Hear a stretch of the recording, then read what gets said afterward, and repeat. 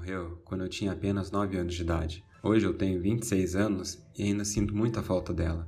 Crescer apenas com meu pai, que mora em Leme, interior de São Paulo, me tornou uma adulta um pouco reclusa. Leme é uma cidadezinha que tem pouca opção de lazer ou comércio. Por isso, tanto meu irmão mais velho quanto eu mudamos para a cidade de São Paulo quando fomos para a faculdade. A falta que minha mãe faz é visível tanto na minha criação como em meu diagnóstico de depressão, ainda na adolescência. Tenho pavor de pequenas coisas, insetos, ficar sozinha, doenças e a ideia da morte também me apavora. Hoje em dia, já me formei. Estou casada, tenho uma filha de 6 anos, fico pensando em quanto minha mãe poderia me ajudar a criar minha filha. Já meu pai tem uma personalidade descontraída e bem interiorana. Ele é bem tranquilo, um pouco ingênuo e trabalhador. No entanto, sinto que a criação que recebi dele foi incompleta. Sei que ele fez o melhor que conseguiu, mas eu senti a falta da orientação da minha mãe, já que sou a única filha mulher. Eu nunca consegui morar sozinha, nem estudando em São Paulo. Primeiro morei com meu irmão mais velho, depois com meu marido. Ainda estávamos na faculdade quando eu o conheci. Não consigo morar sozinha. A ideia me apavora. Minha mãe está enterrada em Leme, o que também traz sofrimento quando quero falar com ela em seu túmulo. A viagem de São Paulo até o Leme demora em média 3 horas, ou seja, eu só visito meu pai uma vez por mês. Numa dessas vezes, depois da minha filha estar com a vacinação em dia, eu e meu marido a levamos para conhecer minha cidade natal. Meu pai já conhecia a neta, mas ele é quem veio nos visitar em São Paulo. Eu estava passando por um período difícil. Eu e meu marido estávamos brigando muito, e eu queria morar no Leme com meu pai e nossa filha. Talvez fosse apenas uma fase. Começou ainda na gravidez, quando eu fiquei muito deprimida pela ausência da minha mãe. Fiz de tudo para cuidar da minha filha de maneira solitária, para precisar apenas do meu marido, mas não foi o suficiente. Tive que ter a ajuda da minha sogra.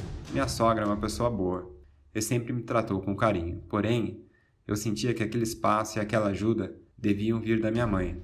Acho que eu nunca me curei da dor da morte dela. Nós fomos bem recebidos pelo meu pai, como sempre, que mimou a netinha. Meu marido é bem descontraído, ao contrário de mim. Ele sempre se dá bem com as pessoas. Ele começou a bater um papo com meu pai.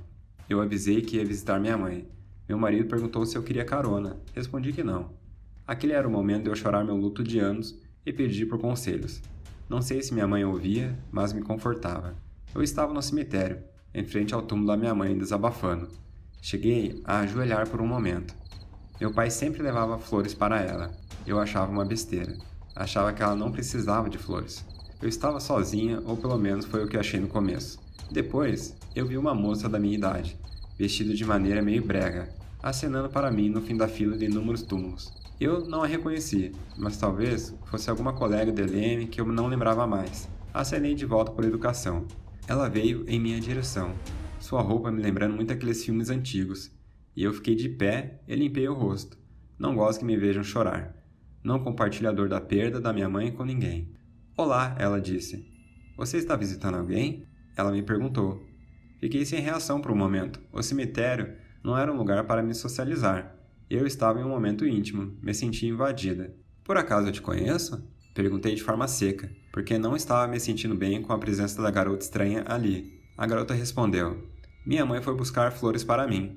E ela ainda finalizou. Ainda não conseguiu trazer. Passei uma mão pelos olhos, irritada, sem saber o que fazer naquela situação. Tomara que ela volte logo, respondi, tentando ser educada. A garota não respondeu. Saiu andando pelo caminho que fez até chegar a mim, e quando a perdi de vista, voltei para a minha oração. Chorei e pedi consolo.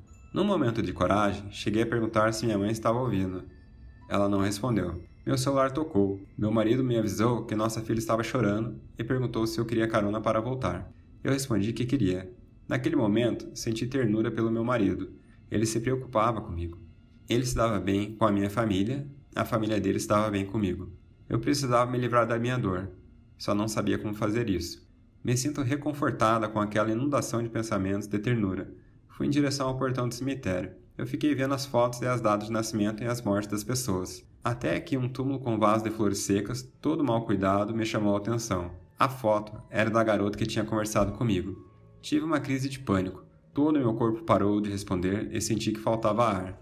Senti que ia desmaiar. Meus olhos focavam na foto, na data de falecimento de pelo menos 10 anos atrás, e um túmulo desleixado. Fiz exercícios de respiração para me recompor. Levei pelo menos 10 minutos para que minha mente se tornasse clara novamente. O que a garota tinha me dito? Que a mãe dela tinha ido buscar flores para ela, mas não tinha conseguido levar. Me sentindo cada vez mais calma, fui em direção ao portão do cemitério. Meu marido já estava lá com o carro e com nossa filha na cadeirinha no banco de trás. Os cabelos loiros dela eram igual aos da minha mãe. Se aquela garota falecida há anos podia ouvir e pedir por flores, minha mãe também podia. Agora, sempre que vou ao cemitério visitar minha mãe, levo flores para a garota também e agradeço.